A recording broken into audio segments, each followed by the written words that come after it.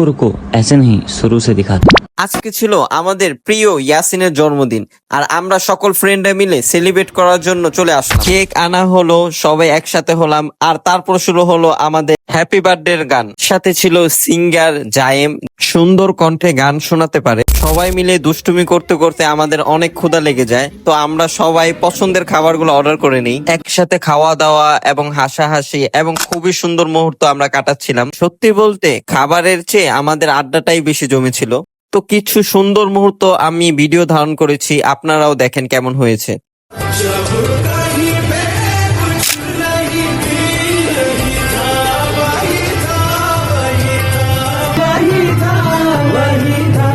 वो जो मुझ में समाया वो जो तुझ में समाया वही वही माया। সবাই মিলে অনেক এনজয় করলাম। হঠাৎ করেই কোথা থেকে জানি আটা ময়দা ডিম হাজির। একজন ডিম দিল, আরেকজন আটা, আরেকজন ময়দা। তারপরই সবাই মিলে ইয়াসিনের মুখ মাখানো শুরু করলো।